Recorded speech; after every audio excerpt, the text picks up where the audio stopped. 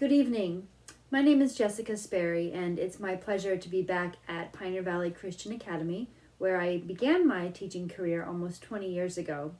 I have 3 children at the school in grades 9, 7, and 5, and my husband is a graduate of the school. He actually built part of the courtyard in the middle of the school's campus. So I have quite a long history at Pioneer Valley, and I'm delighted to be back teaching middle and upper school English this year. This year in 11th grade English, we will be studying the canon of American literature. Currently we're reading about some explorers and their journals. We'll be reading about Christopher Columbus and his journal when he came to the New World. From there we will be spending some time with the Puritans. I love to read their poetry with students. Usually I dip my toes into Jonathan Edwards' Sinners in the Hands of an Angry God, and then they are primed and ready to read the Scarlet Letter. The Scarlet Letter is a fantastic novel by Nathaniel Hawthorne that depicts a perspective of Puritan New England, Massachusetts specifically, and it's a great book to read with students. From there, I enjoy teaching the students about the revolutionaries and what we fought for to gain our freedom in this country. So we will be reading some source texts by Patrick Henry and Paine and Jefferson, possibly Hamilton as well. And from there, we'll finally get into short stories. Once I sort of like to move chronologically through the canon of American literature, and short stories didn't actually come along for quite a while. So we will hopefully read some Poe and Crane and Washington Irving and get a sampling of what those stories brought to the American canon of literature. We will end the year with the idea of the American dream as we look at A Raisin in the Sun and The Great Gatsby, of course.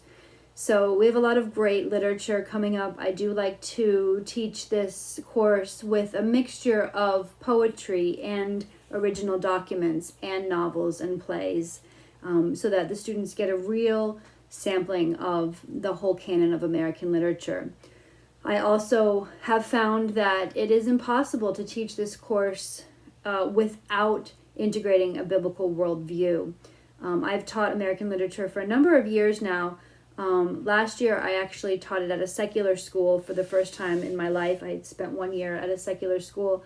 I found it very difficult to teach this class without calling attention to the fact that this country was founded on Christian principles, and as we get further and further away from that founding, you can see the decline and the depravity of man growing more and more obvious.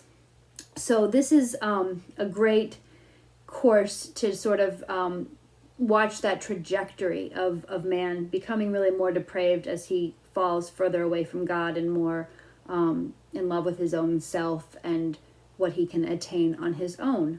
So this is a great course. It's a lot of fun to teach. Juniors are probably my favorite age group. They're not quite seniors, ready to be done with school, but they're old enough to really be grappling with some of the complex questions that arise in a course like this. So they should have, for right now, a big red textbook that they should be reading at home. That's where most of our readings are coming from at the moment. They will later get some novels, but not quite yet. I'm also beginning each day with them with some grammar warm-ups. They get 2 sentences to correct, and we just review some grammar rules that they have hopefully learned along the way if they have not forgotten them. I'm also drawing on the readings for their vocabulary words. So currently they're having a vocabulary quiz every Friday, and so far they've done well with that. I like to integrate a lot of writing into my English classes, and so we will be doing a lot of writing. I'm kind of getting them ready for that at the moment. They just read 3 different Native American myths, and I just asked them to compare and contrast those in a chart. That was one of the first sort of major assignments that they've had, but we will be doing essay writing of all types, comparing, contrasting, analyzing, argument, research. I will be bringing in all different types of writing assignments to prepare them for college and beyond. I believe that writing is probably the most important skill that I can teach students, and that and learning how to become better readers. So this course gives me the ability to do that, and I will be taking them through various methods and steps for writing good papers.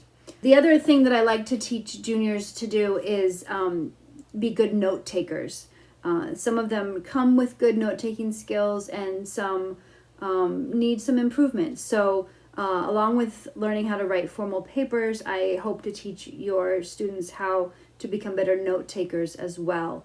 They have the option of keeping an interactive notebook, which is basically a composition notebook like this, that I kind of have some very specifics about. There should be a rubric in the front, and they have a very certain way that they need to keep it in order to self-evaluate, do a reflection, and then get their own grade. They grade themselves on it, actually. So I'm trying to hand over that responsibility to them and do that self-awareness, self-check. So that's a final component of the class. That part is actually optional at this age. If they have a method that works for them, then that's fine, but it is an extra grade if they wish to do it my way. So there will be tests coming up on the literature. There will be tests on vocabulary that are cumulative. Right now they're just having little vocabulary quizzes. And there will be essays dealing with the literature and the concepts that we're studying. So as I said, right now we're kind of just have arrived in America and read some Native American myths and are moving into the explorers, and then I can't wait to get to the Puritans. So along the way, if you have any questions or concerns, please feel free to reach out to me. Thanks so much. Bye-bye.